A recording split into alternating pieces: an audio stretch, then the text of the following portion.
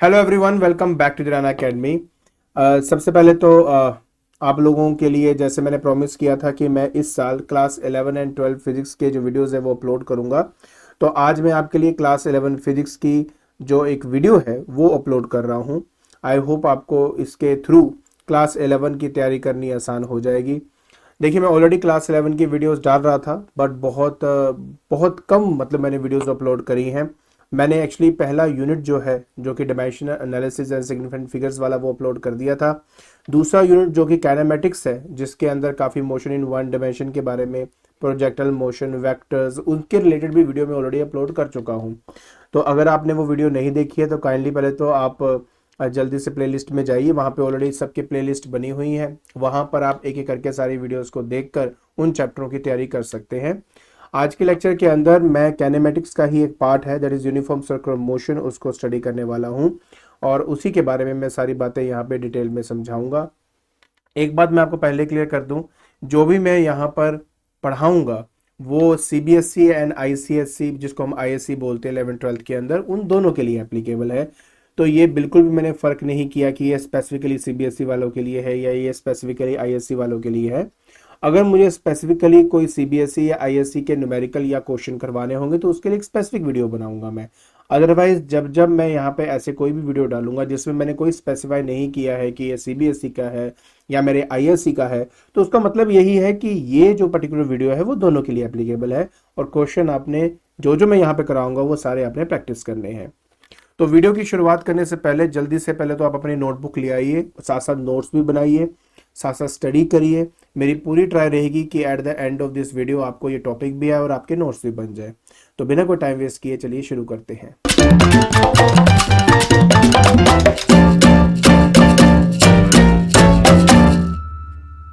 देखिए, सबसे पहला जो टॉपिक आज हमने स्टार्ट करना है उसका नाम है that is uniform circular motion. ठीक है, मैं आपको स्टेप बाय स्टेप समझाता जाऊंगा कि एक्चुअलिटी में यूनिफॉर्म सर्कुलर मोशन पहले है क्या, उसके बारे में हम स्टडी करेंगे एंड फिर हम आगे बढ़ते जाएंगे। ठीक है, बहुत इजी सा टॉपिक है, कोई मुश्किल नहीं है। ओके, सो मान लेते हैं कि मेरे पास एक बॉडी है और वो बॉडी एक सर्कुलर पाथ पे मूव कर रही है। जिस टाइम वो एक सर्कुलर पाथ पे मूव कर रही है, उसकी जो स्पीड है, पहली बात जो स्पीड है वो क्या है, आपकी कांस्टेंट है। तो सबसे इंपॉर्टेंट चीज क्या है कि एक बॉडी एक सर्कुलर ट्रैक पे मान लो मूव कर रही है और उसकी अगर स्पीड जो है वो कांस्टेंट है, तो उस तरह की मोशन को हम यूनिफॉर्म सर्कुलर मोशन कहते हैं। यूनिफॉर्म इसलिए कहा जाता है क्योंकि एक फिक्स टाइम इंटरवल के अंदर जो ये डिस्टेंस ट्रेवल करेगा, हर बार उसी फिक्स टाइम इंटरवल के अंदर वो सेम डिस्टेंस ट्रेवल करता जाएगा। इसलिए क्योंकि ये इक्वल डिस्टेंस ट्रेवल करता है इक्वल टाइम इंटरवल के अंदर, इसलिए इसको यूनिफॉर्म कहा जाता है। तो इसलिए बहुत इंपॉर्टेंट है ये समझना कि जब एक बॉडी सर्कुलर पाथ में घूमती है तो हर एक पॉइंट पर स्पीड का कांस्टेंट होना जरूरी है for the uniform circular motion. लेकिन सवाल ये पैदा होता है कि सर अगर ये यूनिफॉर्म ना होके नॉन यूनिफॉर्म हो गया तब क्या करेंगे? तो कोई बात नहीं, मैं आपको इसके एंड तक, मतलब नॉट इस वीडियो में बट इस चैप्टर के एंड तक आपको समझा दूंगा कि अगर एक नॉन यूनिफॉर्म होगा तो उसको हम कैसे ट्रीट करते हैं और किस तरीके से हम उसके आंसर्स देते हैं। चलिए आगे बढ़ते हैं। बात बहुत सिंपल है, एक बॉडी सर्कुलर पाथ पे घूम रही है। अच्छा, एक बात और बता देता हूँ कि मेरी जो पढ़ाने की स्पीड है वो नॉर्मली रहेगी, आराम से मैं पढ़ाऊंगा इस चीज़ को। अगर आप जल्दी से इस चीज़ को देखना चाहते हैं तो आप नीचे जो वीडियो की स्पीड है उसको आप आई थिंक 1.2x पे ले आइए, तो बहुत जल्दी जल्दी ये सारा कुछ आपका कवर होता जाएगा। चलिए आगे बढ़ते हैं।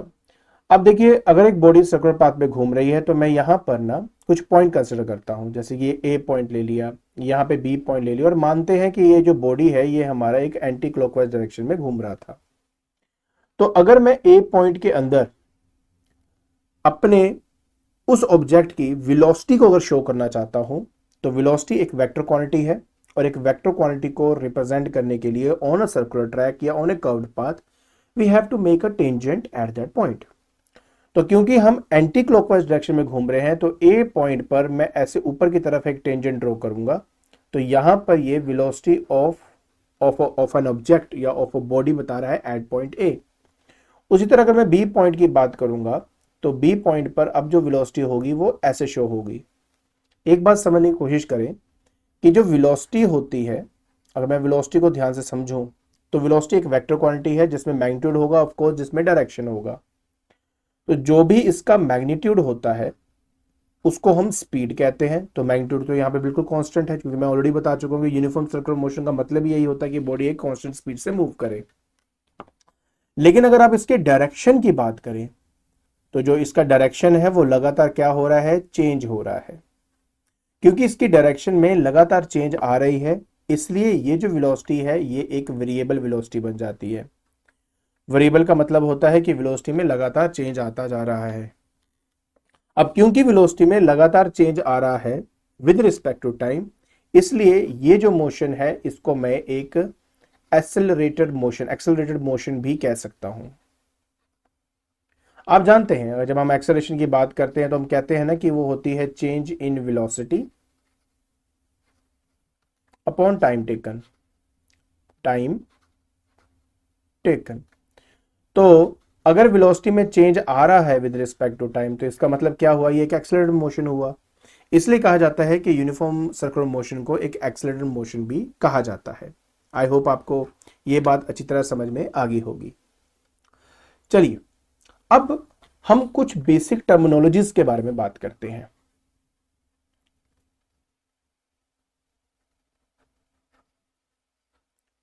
मतलब वो टर्मिनोलॉजीज जो बहुत हम इस्तेमाल करेंगे इसके अंदर, उनके बारे में बात करेंगे। देखिए, जिसमें सबसे पहले हमारे पास आता है एंगुलर डिस्प्लेसमेंट। एंगुलर डिस्प्लेसमेंट, ठीक है। क्या है ये एंगुलर डिस्प्लेसमेंट? देखिए, अगर एक बॉडी, जैसे मैंने कहा कि एक सर्कुलर ट्रैक पे मूव कर रही है, तो ये मेरी एक बॉडी सर्कुलर ट्रैक पे मूव कर रही है। ये ए पॉइंट पे at time t equal to 0 मेरा जो ऑब्जेक्ट था वो ए पॉइंट पे है, ठीक है, ये इसका सेंटर ओ है। And after some time t वही ऑब्जेक्ट मेरा बी पॉइंट पे पहुंच जाता है। सो ए से बी जाते वक्त वो जो एक एंगल सबटेंड करेगा सेंटर पे, उसी एंगल को हम एंगुलर डिस्प्लेसमेंट कहते हैं।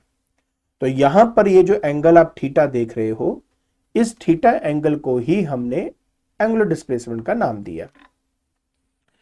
अगर मैं इसके यूनिट के बारे में बात करूं तो इसका जो यूनिट होता है वो रेडियन होता है, ठीक है। ऑलवेज रिमेंबर क्या होता है, आपका रेडियन होता है। तो ये तो हमने बात बताई है एंगुलर डिस्प्लेसमेंट की। अगर एक बॉडी मान लो पूरा घूमकर दोबारा ए पॉइंट पे पहुंच जाता है तो टोटल जो एंगुलर डिस्प्लेसमेंट ये करेगा, अगर एंगल वाइज बात करूं तो 360 डिग्री, लेकिन अगर मैं रेडियंस के हिसाब से बात करूं तो 2 पाई रेडियंस हम कहते हैं।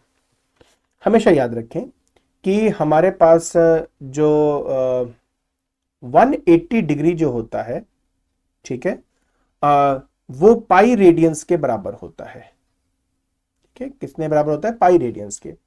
तो मतलब ये हुआ कि अगर मैं को किसी डिग्री को रेडियन में कन्वर्ट करना है तो मुझे उसको पाई बाय 180 करना पड़ेगा, और तब जाके मैं उसको रेडियन में कन्वर्ट कर सकता हूं। इसलिए तो कहा कि अगर मेरे पास 360 डिग्री होगा तो वो 2 पाई रेडियन के बराबर होगा।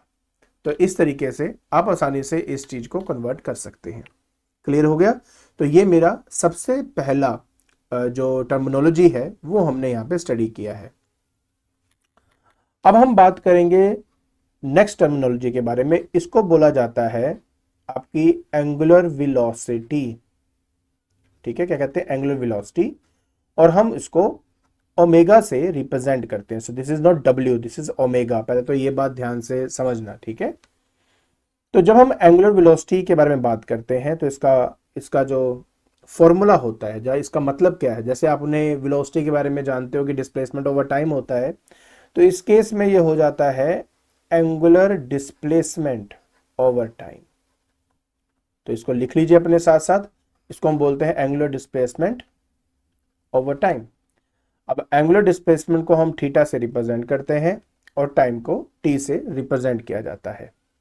अगर मान लीजिए कि वही बात मैं फिर से कर रहा हूं कि मेरे पास एक बॉडी सर्कुलर पाथ पे घूम रही है और ये मेरा है ए पॉइंट, और मान लेते हैं at time t equal to t मेरा ए पॉइंट पे था, और t plus delta t time पे वही पार्टिकल मेरे बी पॉइंट पे पहुंच जाता है, और जो ये एंगल सबस्टेंड कर रहा है यहां से यहां तक का, मान लेते हैं वो डेल्टा थीटा है। तो ऐसे केस में अगर कोई एंगुलर वेलोसिटी निकालने को बोलेगा तो वो हमारा delta theta over delta T हो जाता है। पहली बात तो ये। दूसरी बात, अगर मैं मान लेते हैं कि यहां पर लिमिट ले लूं delta T approach to zero. अब delta T approach to zero का मतलब क्या है कि जो टाइम इंटरवल आपने लिया है वो इतना छोटा ले लिया है कि मैं उसको एज अ जीरो कंसिडर कर सकता हूं। तो जब आपका टाइम इंटरवल ज्यादा दूर था, जब ज्यादा वैल्यू थी, तब ए और बी बहुत दूर दूर पॉइंट थे। लेकिन जैसे टाइम इंटरवल आप कम करते जाओगे तो पॉइंट्स एक दूसरे के नजदीक आने शुरू हो जाएंगे। तो जब आप बिल्कुल ही जीरो कर दोगे तो मतलब आपको सिर्फ एक पॉइंट ही मिलेगा on that particular curve path. तो उस पर्टिकुलर पॉइंट पर इसकी क्या एंगुलर वेलोसिटी है उसको इंस्टेंटेनियस एंगुलर वेलोसिटी भी कहा जाता है। तो मतलब क्या है कि जब कभी भी लिमिट आप लेते हैं delta T approach to zero कर देते हो तो ये जो फंक्शन है ये चेंज होके बन जाता है D theta over D T, और यहां पर इसको बोला जाएगा इंस्टेंटेनियस एंगुलर वेलोसिटी। ठीक है, मुश्किल नहीं है, बात को समझे। तो इंस्टेंटेनियस एंगुलर वेलोसिटी का मतलब क्या होता है? Angular velocity on a particular instant of time, on a particular instant of time. चलो एक एग्जांपल के तौर पे समझाता हूं, शायद आपको जल्दी समझ में आएगा। देखिए, मान लीजिए कि मेरी जो एंगुलर डिस्प्लेसमेंट है वो टाइम का फंक्शन है। टाइम का फंक्शन मतलब हो गया जैसे T square plus 2t plus 1 जो है वो मैंने यहाँ पे ले लिया है। मुझे एंगुलर वेलोसिटी निकालनी है, और क्योंकि ये फंक्शन है टाइम t का, तो अब इसमें दो तरह के एंगुलर वेलोसिटीज हम फाइंड कर सकते हैं। अगर हम चाहें तो इंस्टेंटेनियस निकाल सकते हैं, अगर हम चाहें तो एवरेज एंगुलर वेलोसिटी भी हम निकाल सकते हैं। एवरेज एंगुलर वेलोसिटी का क्या मतलब होता है? देखिए, ये जो बात मैं यहाँ पे आपको बता रहा हूँ ये ऑफ कोर्स तब होती है जब एक बॉडी की स्पीड में वेरिएशन हो। अभी हम क्या पढ़ रहे हैं? यूनिफॉर्म सर्कुलर मोशन पढ़ रहे हैं। तो इसमें क्या होगा, एक फिक्स टाइम इंटरवल के अंदर जो थीटा एंगल है उतना ही चेंज आएगा एक फिक्स टाइम इंटरवल के हिसाब से जितना आ रहा था। लेकिन अगर थीटा में वेरिएशन आए विद रिस्पेक्ट टू टी तो वहीं पे ये नॉन यूनिफॉर्म बन जाता है। ऐसे कंडीशन के अंदर हमें जो एंगुलर वेलोसिटी निकालनी होती है वो दो तरह की निकल सकती है। या तो आप उसको एवरेज निकाल सकते हो या तो इंस्टेंटेनियस निकाल सकते हो। अगर आप एवरेज निकाल रहे हो तो फॉर्मूला वही है delta theta over delta T. अब जैसे कि मान लो आपको दिया जाए यहाँ पे कि t equal to 1 to t equal to 3 का आपने एवरेज एंगुलर एक्सेलरेशन निकालनी है। तो पहले मैं 3 को पुट करूंगा तो 3 ज़ा 9 आएगा, 3 2 ज़ा 6 आ जाएगा, प्लस 1 आ जाएगा। तो मैं इसको बंद कर देता हूँ यहाँ पे, माइनस उसके बाद 1 पुट करेंगे तो 1 प्लस 2 प्लस 1 आ जाएगा आपके पास, डिवाइड बाय डेल्टा टी। तो 3 माइनस 1 हम यहाँ पे कर देंगे तो ये आपके पास 16 आ जाएगा यहाँ पे ऊपर, और माइनस करेंगे तो 2 1 3 और 4 यहाँ पे आ गया, डिवाइडेड बाय 2 आपके पास आ जाएगा, 12 डिवाइड बाय 2 कर देंगे, आंसर हमारे पास 6 आ जाएगा। बात रह जाती है इसके यूनिट की। तो यूनिट बहुत सिंपल है यार। देखिए, मैं आपको पहले यूनिट ही बता देता हूँ मैं। अब यहाँ पे जो थीटा है हम उसको क्या कहते हैं? रेडियन, और जो टाइम है उसका सेकंड होता है, इसलिए रेडियन पर सेकंड जो है वो इसका यूनिट बन जाता है। इसी वजह से यहाँ पर हम लिख देंगे रेडियन पर सेकंड। पहली बात आपको ये क्लियर होनी चाहिए, ठीक है। अगर मुझे ये इंस्टेंटेनियस निकालना होता, ठीक है, इंस्टेंटेनियस निकालना होता तो पहले तो मैं इसका डेरिवेटिव करता। तो डी बाय डेरिवेटिव करना तो आपने सब सीख ही लिया है, तो मैं इसलिए यहाँ पे सीधा यहाँ पे डेरिवेटिव कर देता हूँ। तो ये आ जाएगा 2t प्लस 2 एंड 1 का डेरिवेटिव 0। अब जब भी हम इंस्टेंटेनियस निकालते हैं तो किसी एक पर्टिकुलर टाइम पे निकालते हैं। तो टाइम इक्वल टू मान लीजिए 2 सेकंड में अगर ये बोलता मुझे फाइंड करके दो तो हम यहाँ पे 2 डाल देंगे। तो 2 प्लस 2 4 प्लस 2 हमारे पास 6 आ जाएगा। तो 6 रेडियन पर सेकंड हमारे पास इंस्टेंटेनियस हमारा आंसर आ जाएगा। तो इस तरीके से हम अपना average and instantaneous angular velocity find करते हैं, अगर थीटा जो है वो टाइम के ऊपर डिपेंड करता है, मतलब एक नॉन यूनिफॉर्म कंडीशन के अंदर हम ये चीज करते हैं। आई होप आपको अच्छी तरह समझ में आ गया होगा कि क्या मतलब है आपके एवरेज का और इंस्टेंटेनियस का। तो अगर अपनी बुक के अंदर अगर आप एवरेज और इंस्टेंटेनियस देखेंगे तो घबराना नहीं है, समझ आना कि उसमें जो थीटा है वो मेरे टाइम पर डिपेंडेंट है और तभी जाकर ऐसा हो रहा है। चलिए वापस लेके चलता हूं आपको यूनिफॉर्म की तरफ। अब इस यूनिफॉर्म के अंदर क्या होता है कि जैसे मैंने कहा कि थीटा बाय टी है और ये रेडियन पर सेकंड है, तो आई थिंक ये तो क्लियर हो गया ना। अब आगे बढ़ते हैं। मान लीजिए इसी के अंदर अगर एक बॉडी पूरा एक सर्कल कंप्लीट करती है, बात को प्लीज समझने की कोशिश करना। मान लो ये ए पॉइंट पे शुरू हुआ और दोबारा ये ए पॉइंट पे आया, तो जितना टाइम लगता है, time taken to complete one revolution, ठीक है, उसको हम कहते हैं टाइम पीरियड। Time period. तो एक कंप्लीट टाइम पीरियड के अंदर जो ये एंगल कंप्लीट करेगा वो कितना होगा, 2 पाई का। तो देखिए हमारे पास पता है ये थीटा बाय टी होता है, बट एक कंप्लीट सर्कल के लिए थीटा की जगह पे 2 पाई आ जाएगा और टाइम की जगह कैपिटल टी आ जाएगा। तो ये रिलेशन बहुत काम का रिलेशन है, omega is equal to 2 pi by t, और आप इसका काफी इस्तेमाल करने वाले हो आगे जाके। एक बात आपको मैं क्लियर करूं, थोड़ा बात को समझने की कोशिश करना प्लीज। आपको पता है जो ओमेगा होता है वो एक्चुअली में एक वेक्टर क्वांटिटी होती है। क्या होती है, एक वेक्टर क्वांटिटी। आप बोलेंगे सर अगर ये वेक्टर क्वांटिटी है तो मतलब इसका कोई मैग्नीट्यूड भी होगा और अगर आप बात करो साथ में इसकी कोई डायरेक्शन भी होगी। मैं कहता हूं बिल्कुल होती है। तो जब आप मैग्नीट्यूड की बात करते हो ना, तो ये जो मैंने अभी फाइंड किया ना 2 पाई बाय टी, वो एक्चुअली में इसका मैग्नीट्यूड ही है। सो कि ओमेगा का जो मैग्नीट्यूड होता है, मतलब एंगुलर वेलोसिटी का जो मैग्नीट्यूड होता है, उसको उसकी वैल्यू है 2 पाई बाय टी, और इसको हम बोलते हैं एंगुलर स्पीड। ये बातें मैं आपको इसलिए बता रहा हूं क्योंकि बुक के अंदर कभी स्पीड बोल देते, कभी वेलोसिटी बोल देते, तो समझ में नहीं आता। तो इसलिए मैं आपको समझाने के लिए बता रहा हूं कि वैसे तो ओमेगा क्या है, एक वेक्टर क्वांटिटी है जिसमें मैग्नीट्यूड और डायरेक्शन दोनों होती है, और इसका जो मैग्नीट्यूड है उसको एंगुलर स्पीड कहते हैं, और उसी एंगुलर स्पीड की जो वैल्यू है वो 2 पाई बाय कैपिटल टी से आप कैलकुलेट कर सकते हो। लेकिन जहां तक बात करते हैं इसके डायरेक्शन की, मैं आपको क्लियर कर दूं कि ये कौन सा वेक्टर है। इसका एक स्पेशल नेम है जिसको बोला जाता है एक्सियल वेक्टर। इसको एक्सियल वेक्टर कहते हैं। मतलब क्या है इसका, ध्यान से समझे। मतलब यह है कि अगर एक बॉडी एक सर्कुलर पाथ पे घूम रही है, तो इस सर्कुलर पाथ के बीचों बीच जो इसका सेंटर पॉइंट है जिसके विद रिस्पेक्ट टू ये घूम रहा है, वहां पर मैंने एक इमेजिनरी लाइन बनाई जो इस सरफेस के बिल्कुल परपेंडिकुलर है। ये जो लाइन आप देख रहे हो, हम इसी को बोलते हैं एक्सिस ऑफ रोटेशन। क्या बोलते हैं, एक्सिस ऑफ रोटेशन कहते हैं, रोटेशन कहा जाता है। अब इस कंडीशन में जब एक बॉडी सर्कुलर पाथ पे घूमती है, तो ये जो ओमेगा है इसकी जो डायरेक्शन है वो इसी एक्सिस ऑफ रोटेशन पे होगी। या तो वो ऊपर की तरफ होगी या तो वो नीचे की तरफ होगी। अब सवाल तो वही है ना कि सर ये ऊपर की तरफ होगी कि नीचे की तरफ होगी, बस उसी के बारे में हमने अभी बात करनी है।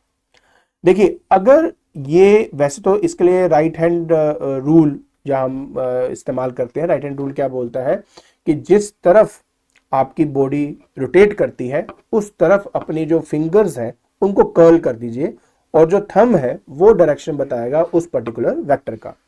जैसे कि आप चाहें तो स्क्रीन के रेफरेंस में आप करके देख सकते हो कि अगर ये बॉडी एंटी क्लॉकवाइज डायरेक्शन में घूम रही है, if it is moving in anti clockwise direction, तो आप अपनी फिंगर्स को कर्ल करोगे एंटी क्लॉकवाइज डायरेक्शन के अंदर, तो आपका जो थंब है वो ऊपर की तरफ पॉइंट आउट करेगा। तो अगर एक बॉडी एंटी क्लॉकवाइज डायरेक्शन में घूमती है तो जो एंगुलर वेलोसिटी की जो डायरेक्शन होती है वो अपवर्ड होती है। और उसी तरह अगर एक बॉडी मान लीजिए क्लॉकवाइज घूमती है, ठीक है, क्लॉकवाइज सर्कुलर पाथ में जाती है, तो अगर आप हाथ घुमा के देखेंगे तो यू विल सी दैट कि जो थंब है अब वो नीचे की तरफ पॉइंट आउट करेगा। तो अब ये मेरी डायरेक्शन है उस एंगुलर वेलोसिटी की। तो बहुत सिंपल है। एंगुलर वेलोसिटी एक वेक्टर क्वांटिटी है जिसका मैग्नीट्यूड होगा, डायरेक्शन होगा। मैग्नीट्यूड को एंगुलर स्पीड कहा जाता है। निकालने का तरीका 2 पाई बाय टी है। कैपिटल टी है, कैपिटल टी यहाँ पे टाइम पीरियड को रिप्रेजेंट करता है। डायरेक्शन की बात करें तो ये एक एक्सियल वेक्टर है, एक्सिस ऑफ रोटेशन पे एक्ट करता है, या तो अपवर्ड या तो डाउनवर्ड। तो ये देखना है कि एंटी क्लॉकवाइज घूम रहा है तो अपवर्ड है, अगर क्लॉकवाइज घूम रहा है तो डाउनवर्ड है। है होता, मतलब ये एक्सिस ऑफ रोटेशन पे ही है। तो ये बात जो समझनी थी ये बहुत ही इंपॉर्टेंट थी। आई होप आपको समझ में आ गया होगा। क्लियर, आगे चलते हैं। ओके, इसके बाद ना मुझे अब आपको जो करवाना है वो करवाना है, that is relation between angular velocity and linear velocity. ये काफी इंपॉर्टेंट है और इसका हम काफी इस्तेमाल भी करेंगे न्यूमेरिकल्स पर्पस में, इसलिए इसको ध्यान से एक बार समझ लीजिए। देखिए, एंगुलर वेलोसिटी तो मैंने आपको ऑलरेडी बता दिया है, हम उसको ओमेगा कहते हैं। और लीनियर वेलोसिटी क्या होती है, जो normal velocity one dimension motion में जाते वक्त जो वेलोसिटी होती है उसको बोलते हैं। तो ओमेगा और वी में क्या रिलेशन है ये हमने यहाँ पे स्टडी करना है। तो सबसे पहले ध्यान से इस बात को समझेंगे। अगर मान लीजिए कि मेरे पास ये एक सर्कुलर ट्रैक है, इस सर्कुलर ट्रैक के अंदर मान लेते हैं कि यहाँ पर हमारे पास ए पॉइंट पे इनिशियली एक बॉडी रखी थी, यहाँ पे मैं इसको टी दे देता हूँ। After some time t plus delta t, वही बॉडी मेरी बी पॉइंट पे आ चुकी है। अब जो इसने एंगल सबटेंड किया यहाँ से यहाँ तक का वो है डेल्टा थीटा। अब बातों को समझना प्लीज, ठीक है, आपको समझ में आएगा। आर जो है यहाँ पर रेडियस को रिप्रेजेंट करता है। अब अगर मैं यहाँ पे सबसे पहले अगर एंगुलर स्पीड की बात, एंगुलर वेलोसिटी नॉट स्पीड, पहले तो अगर मैं वेलोसिटी की बात करता हूं जिसको हम ओमेगा से रिप्रेजेंट करते हैं, तो वो delta theta over delta T हमारे पास होता है। It's a very simple thing, आराम से किया जा सकता है। ए टू बी अगर आप यहाँ पे देखोगे तो यहाँ पर ये एक डिस्टेंस ट्रेवल कर रहा है जिसको मैं डेल्टा एस से रिप्रेजेंट करता हूं। अब इस कंडीशन के अंदर अगर मुझे मान लीजिए angular not angular normal velocity है ना, अगर मुझे कैलकुलेट करनी है तो वो आ जाएगा मेरे पास delta S over delta T. अब देखिए, वैसे तो मैं एक आपको बात क्लियर कर दूं कि यहां पर भी हमने नाम जो लिया है एंगुलर वेलोसिटी, बट ये हमने उसका एक स्केलर वर्जन लिया है। मतलब ये कि इसमें मैंने डायरेक्शन क्या है वो इन्वॉल्व नहीं कर रहा, सिर्फ क्या लिख रहा हूं यहाँ पे, मैं इसका मैग्नीट्यूड लिख रहा हूँ फाइंड करें, क्योंकि आपको मैं बताया ना डायरेक्शन कैसे लगती है, अलोंग द एक्सिस एक्ट करती है। सिमिलरली लिखने को तो मैंने यहाँ पे वेलोसिटी लिखा है, बट एक्चुअली में ये एक स्पीड को रिप्रेजेंट है, ये उसका मैग्नीट्यूड वर्जन मैंने लिखा है, that is delta S over delta T. तो ये डिस्टेंस कितना ट्रेवल किया डेल्टा एस, टाइम कितना लिया डेल्टा टी, तो delta S over delta T मैंने यहाँ पे लिख दिया है। अब बात को समझें, आपको पता है कि जो एंगल होता है वो आर्क अपॉन रेडियस के बराबर होता है ना। अब अगर मैं एंगल की बात करूं तो यहाँ पे डेल्टा थीटा है, आर्क की बात करूं तो डेल्टा एस है, रेडियस की बात करूं तो आर है। अब ऐसे कंडीशन के अंदर अगर मैं डेल्टा एस निकालूं तो आर डेल्टा थीटा मुझे मिल जाएगा। अब मुझे क्या करना है, इसको इक्वेशन नंबर 1 डाल देता हूं, ये मेरा 2 है, ये मेरा 3 है। तो यूजिंग 3 इन 2, तो मेरे पास जो एंगुलर वेलोसिटी v है मैग्नीट्यूड के टर्म में, ऑफ कोर्स एंगुलर स्पीड है ये, वो मेरे पास आ जाएगा r delta theta over delta T. अब ऐसे कंडीशन में तो v is equal to r. अब आप देखिए delta theta over delta t को हम ओमेगा बोलते हैं, तो यहाँ पे ओमेगा आ जाएगा। तो ये वो रिलेशन है जो हमें चाहिए होता है अपने न्यूमेरिकल्स को सॉल्व करने के लिए, जो कि है v is equal to r omega. बहुत सिंपल है, बिल्कुल मुश्किल नहीं है। स्टेप बाय स्टेप बातों को समझो और आपको ये समझ में आ जाएगा कि इसको डिराइव कैसे करना है। बहुत सिंपल चीज थी आपकी। सो हमारे पास v equal to r omega. तो ऑफ कोर्स अगर कोई मुझे बोलता है तो सर क्या ये जो एक्सप्रेशन आपने लिखा है क्या ये मैग्नीट्यूड रिप्रेजेंट करता है या मैग्नीट्यूड की टर्म्स में है, मैं बोलूंगा हाँ जी बिल्कुल मैग्नीट्यूड की टर्म्स में है। लेकिन अगर कोई आपसे बोले कि सर इसका वेक्टर फॉर्म क्या होगा, आप क्या वो बता सकते हैं, तो चलिए मैं अब आपको उसी तरफ लेके चलता हूं। तो अगर मैं इसको वेक्टर की फॉर्म में लिखता हूं, अगर मैं उसको एक वेक्टर की फॉर्म में लिखता हूं, तब हम लिखते हैं that is v vector is equal to omega vector cross r vector. तो ये है वेक्टर फॉर्म में लिखने का तरीका, which is very very simple. आपको बात को बस अच्छे से समझना है, आपको 100% क्लियर हो जाएगा ये हो क्या रहा है एक्चुअली में। चलिए अब मैं आपको थोड़ा सा पिक्चर के हिसाब से समझाऊं कि इसका क्या मतलब होता है। अगर मान लीजिए कि ये सर्कुलर ट्रैक पे, ठीक है, जो बॉडी है, ये देखिए ध्यान से समझना, ये मेरा ए पॉइंट है और ये डिस्टेंस आर है, ये मेरा एक्सिस है और ये पूरी बॉडी एंटी क्लॉकवाइज डायरेक्शन में घूम रही है। क्योंकि एंटी क्लॉकवाइज डायरेक्शन में घूम रही है तो इसका जो ओमेगा होगा वो हमारा ऊपर की तरफ होगा, और इस सेंटर से इस ए पॉइंट के लिए जो हम पोजीशन वेक्टर बनाएंगे वो कुछ ऐसा सा दिखाई देगा, दैट इज आर वेक्टर आपका।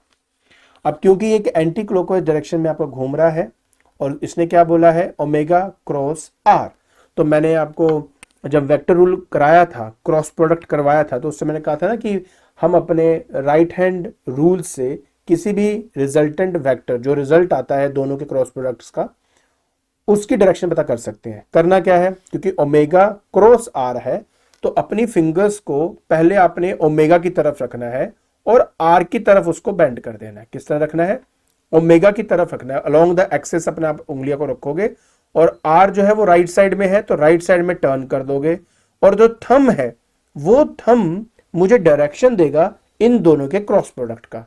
तो बात को समझे, क्योंकि मैं ओमेगा क्रॉस आर कर रहा हूं तो फिंगर आपकी कर्ल होनी चाहिए ओमेगा से आर की तरफ, तो ये पॉइंट करेगा इस डायरेक्शन को, आपका जो थंब है वो पॉइंट करेगा इस डायरेक्शन को।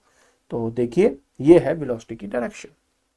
तो बहुत सिंपल होता है, आपने ओमेगा की तरफ अपनी फिंगर्स करी, कर्ल कर दिया आर की तरफ, थंब जो है वो आपसे दूर जाएगा। 100% आप देख सकते हो, राइट हैंड लगा के देखिए आपको पता लग जाएगा। जैसे आप लगाएंगे, राइट हैंड होना चाहिए, लेफ्ट नहीं होना चाहिए, राइट होना चाहिए, ठीक है। यहाँ पे थोड़ा वीडियो बनाते वक्त थोड़ा उल्टा हो जाता है देखने के लिए, बट आपने इस बात को समझना है प्लीज कि आपका राइट हैंड रूल होगा, लेफ्ट हैंड नहीं होता है। तो जब आप ओमेगा क्रॉस आर करेंगे तो जो थंब है वो मेरे वेलोसिटी की डायरेक्शन बताएगा। और इन जनरल भी हमें पता है कि एक्चुअलिटी में जब एक बॉडी एंटी क्लॉकवाइज डायरेक्शन में जाती है तो किसी पर्टिकुलर पॉइंट पर अगर मुझे वेलोसिटी शो करनी, we have to make a tangent at that point, तो हम वही करके भी शो कर सकते हैं। तो ये है आपका वेक्टर फॉर्म के अंदर। सो आई होप आपको ये सारी बातें जो मैंने अभी बताई हैं वो अच्छी तरह समझ में आ गई होंगी। Very good.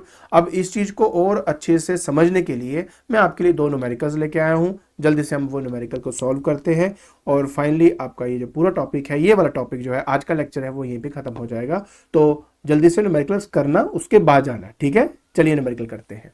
देखिए अब हम करेंगे पहले तो ये वाला न्यूमेरिकल। ये न्यूमेरिकल ना काफ़ी फेमस न्यूमेरिकल है, काफ़ी हद तक डिफरेंट डिफरेंट स्कूलों में ये करवाया जाता है, तो इसलिए मैं ये वाला जो न्यूमेरिकल है वो चूज़ किया है कराने के लिए। चलिए स्टार्ट करते हैं। देखिए इस न्यूमेरिकल के अंदर कहता है कि बताइए which is greater, the angular velocity of a hour hand of a watch और angular velocity of earth around its own axis. So साथ में बोला गया है कि गिव देयर रेशियो। देखिए इस क्वेश्चन के अंदर आपके 2-3 क्वेश्चन कवर हो जाते हैं, जैसे कि अगर आपसे आर हैंड की जगह सेकंड हैंड पूछ लिया तो क्या करना है, ठीक है, मिनट हैंड पूछ लिया तो क्या करना है आपने, तो वो सारी बातें जो हैं वो आपको यहाँ पे समझ में आ जाएंगी। चलिए जल्दी से हम इसको सॉल्व करते हैं। सॉल्व करना बहुत आसान है। देखिए सबसे पहले कहता है कि मुझे एंगुलर स्पीड जो है वो आर हैंड का निकालना है। अगर मैं एक आर हैंड की बात करूं तो जो हमारी आर हैंड होती है जब वो शुरू होती है और दोबारा जब वो वापस आती है तो एक चक्कर वो 12 घंटे में पूरा करती है। तो बेसिकली यहाँ पर जो आपने टाइम लेना है वो लेना है 12 आर का, और क्योंकि पूरा कंप्लीट एक चक्कर ले लेती है तो मैंने आपको ऑलरेडी बताया है कि ओमेगा के लिए हम यहाँ पे 2 पाई बाई कैपिटल टी का इस्तेमाल करेंगे। 2 पाई डिवाइडेड बाय 12 आर जो है वो यहाँ पे यूज होगा। तो अभी इस केस में क्या है कि ऊपर रेडियन है, नीचे आर है, लेकिन जो यूनिट है वो रेडियन पर सेकेंड का होता है। तो इसका मतलब है कि मुझे इसको कन्वर्ट करना पड़ेगा। सो 2 पाई डिवाइडेड बाय नीचे 12 इंटू 60 कर दूंगा। तो एक्चुअली मैंने ऑलरेडी इसको सॉल्व किया हुआ है, तो यहाँ पर आपको बता देता हूँ कि 21600 रेडियन पर सेकंड करके आपका ये पूरा आंसर आ जाता है। तो ये तो मेरा पार्ट 1 है, मतलब एक हिस्सा भी शुरू हुआ है। अब हम बात करते हैं हमारे अर्थ के रोटेशन की, ठीक है ना। तो जब हमारा जो अर्थ है, ठीक है, अर्थ जो है एक रोटेशन कंप्लीट करने में जो टाइम लगाता है वो है 24 आवर्स का। इसलिए इसका, अच्छा ये जिसको ओमेगा 1 मान लेता हूँ, इसको ओमेगा 2 मान लेता हूँ, तो इसको मैं 2 पाई बाय इसको T1 कर देता हूँ, यहाँ पे आ जाएगा T2। तो यहाँ पे आ जाएगा 2 पाई डिवाइड बाय 24 आवर्स। बात वही है कि ये ऊपर रेडियन है, नीचे आर है, चाहिए मुझे पर सेकेंड में। तो इसलिए हम क्या करेंगे, यहां पे लिख दिया 2 पाई 24 इंटू 60 हम यहाँ पे कर देंगे। ऑब्वियस है कि इसका दुगना ही होगा यहाँ पर, तो यहाँ पे आ जाएगा 2 पाई डिवाइड बाय 43200 रेडियन पर सेकेंड। अब आप इन दोनों के रेशो को या इन दोनों की वैल्यूज को समझें। ऊपर 2 पाई ऊपर 2 पाई, यहाँ पे डिनोमिनेटर बड़ा है। डिनोमिनेटर बड़ा होने का मतलब होगा कि ये ओमेगा 2 जो है वो छोटी वैल्यू है। सो देयरफॉर अब यहाँ पे एक बात तो क्लियर हो जाती है कि हमारा जो ओमेगा 1 है वो बड़ा है ओमेगा 2 से। बाद में उन्होंने कहा कि ये बताइए कि इनकी रेशियो क्या होगी। रेशियो के लिए बस आपने क्या करना है, इनका रेशियो निकालना है। एंड उसके लिए आप क्या करेंगे, just omega 1 divide by omega 2 आप कर देंगे। अब याद रखिए ओमेगा 1 बाय ओमेगा 2 मतलब 2 पाई divided by 21600 divided by 2 pi upon 43200। अब यहाँ पे आ जाएगा 2 पाई ओवर 21600 मल्टीप्लाई करेंगे तो 43200 अपॉन 2 पाई। सॉल्व करेंगे तो आपका आंसर 2:1 आपको मिल जाएगा। और इस तरीके से आप अपना ये न्यूमेरिकल को सॉल्व कर लेंगे। बहुत सिंपल है, आराम से कर सकते थे, स्टेप बाय स्टेप करना था। आई होप आपको अच्छी तरह क्लियर हो गया होगा। चलिए अब जो है मैं आपको लेके चलता हूं इसके नेक्स्ट न्यूमेरिकल की तरफ। एंड इस न्यूमेरिकल के अंदर कहता है कि calculate the angular speed of a flying making 420 revolutions पर मिनट।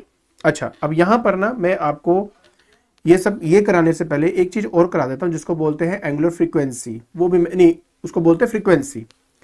तो देखिए एक और टर्म कर लेते हैं, वो रह गया हमारा, वो है फ्रीक्वेंसी।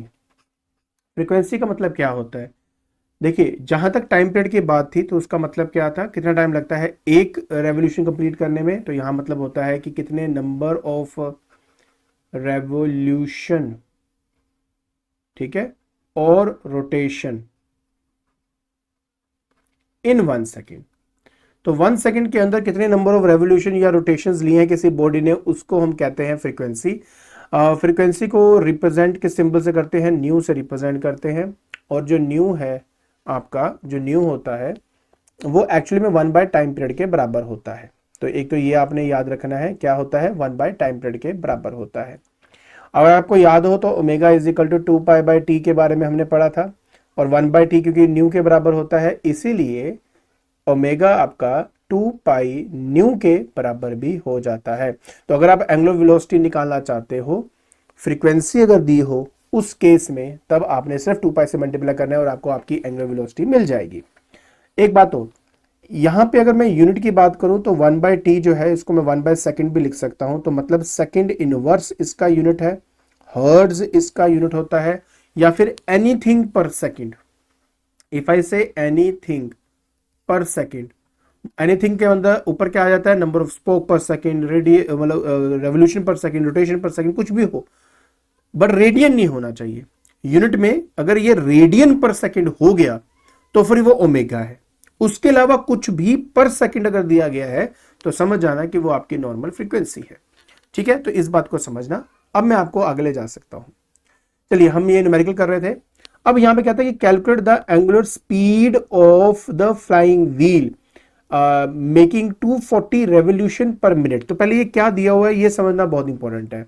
हमें इस केस में फ्रीक्वेंसी दी गई है, क्या दिए हुए है, 420 रेवोल्यूशंस पर मिनट दिए हैं। बट हमारा यूनिट क्या होता है, हमारा यूनिट होता है पर सेकंड का।